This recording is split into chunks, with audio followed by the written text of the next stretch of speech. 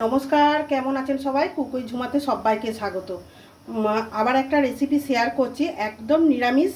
আজকে পূর্ণিমা, রাখি পূর্ণিমা পড়ে গেছে। সবাই রাখি হয়তো আজকেও কেউ পড়াবে বা কালকেও কেউ পড়াবে।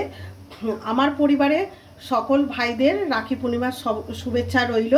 হ্যাঁ, আমি তা একটা নিরামিষ একদম পনির আজকে করছি। আর যেহেতু আমার মেয়ের ছোটো মেয়ের আজকে জন্মদিন, তার নিরামিষই পূর্ণিমায় আমরা কিছু খাই না, নিরামিষই বানাবো। তা আমি ভাবলাম এইটা খুব সুন্দর খেতে হয়, তা শেয়ার করছি। দেখুন, যদি ভালো লেগে থাকে লাইক শেয়ার অবশ্যই করে দেবেন, আর প্লিজ কমেন্ট করতে ভুলবেন না। তার জন্য লাগবে এখানে আমার 250 গ্রাম পনির রয়েছে। এখানে আমার রয়েছে পোস্ত বাটা, কাঁচা লঙ্কা বাটা, আর হচ্ছে কাজু বাদাম বাটা, বাটার, দই।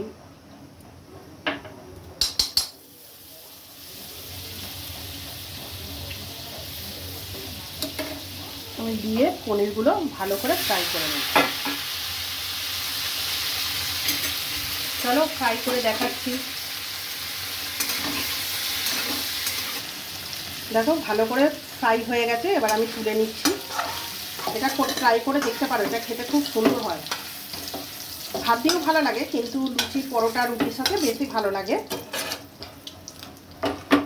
চলো এবার দেখাচ্ছি। গোটা গরম মশলা ফোড়ন দিলাম। এটা বেশি কিছু উপকরণ লাগে না, আর তবে খুব টেস্টি হয়। বানিয়ে অবশ্যই দেখো, খুব টেস্টি হয়।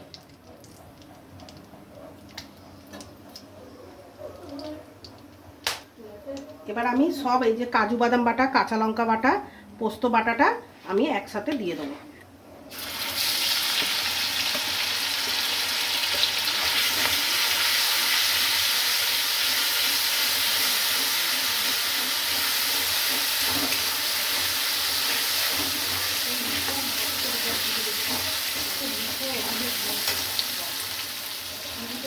এবার মশলাটা দিয়ে খুব ভালো করে কষিয়ে নিলাম।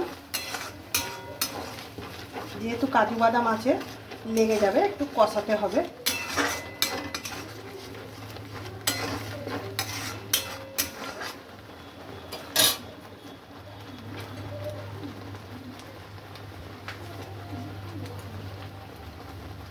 এবার আমি এতে দেব, এই দেখো, ভাজা জিরে গুঁড়ো। এতে কিন্তু ভাজা জিরে গুঁড়ো দিতে হবে, আমার কড়াই ছিল। এবার দেব টক দই,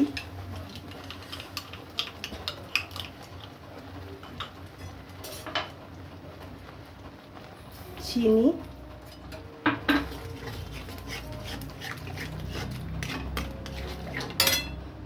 অবশ্যই কিন্তু তোমরা ট্রাই করবে, দারুণ লাগে খেতে। আমি বারবার বলছি, না বানালে তো বুঝতে পারবে না যে কেমন খেতে হয়। পনিরগুলো ভাজার সময় আমি লবণ দিইনি, তাই আমি পরিমাণ মতো লবণ একবারেই দিয়ে দিলাম। আমি আরেকটু কষিয়ে নিলাম।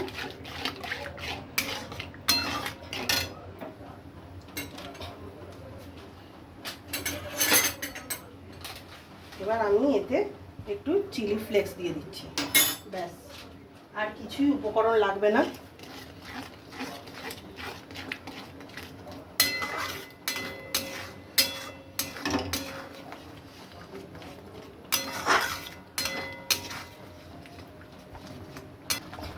এবার খুব ভালো করে দেখো কষিয়ে নিয়েছি।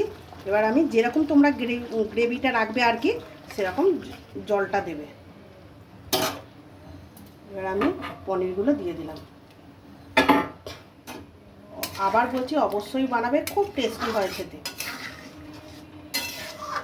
এবার ফুটে উঠলে আমি একটুখানি ফুটিয়ে নেব, যাতে মশলাগুলো মানে পনিরের মধ্যে ঢুকে যায়। পনির তো নিজের কোনো স্বাদ নেই, যেভাবে যত রকম মশলা দেব তার উপরেই মানে স্বাদটা আর কি থাকবে।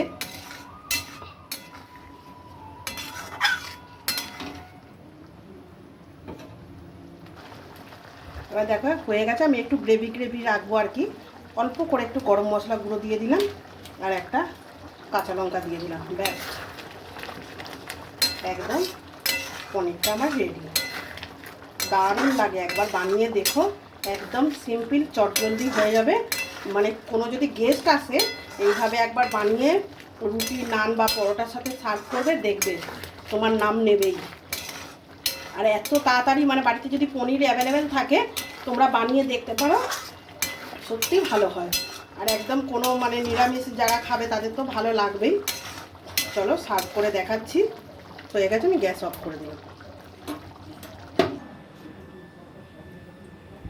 দেখো লুকটা দেখে নাও। এটা গ্রেভিটা যখন ঠান্ডা হয়ে যাবে না, একটু অনেকটা বসে যাবে, বুঝতে পারলে তো। কিন্তু তোমাদের যদি এই সিম্পল একদম পনিরের রেসিপিটা নিরামিষ ভালো লাগে, প্লিজ লাইক শেয়ার কমেন্ট করতে ভুলো না। আর প্লিজ আমার চ্যানেলটিকে সাবস্ক্রাইব করে আমার পাশে থেকো। Good night. আর আমার মেয়ে আজকে জন্মদিন, ছোটো মেয়ের, সবাই তোমরা মন ভরে আশীর্বাদ করো যেন মানুষের মতো মানুষ হতে পারে। টাটা।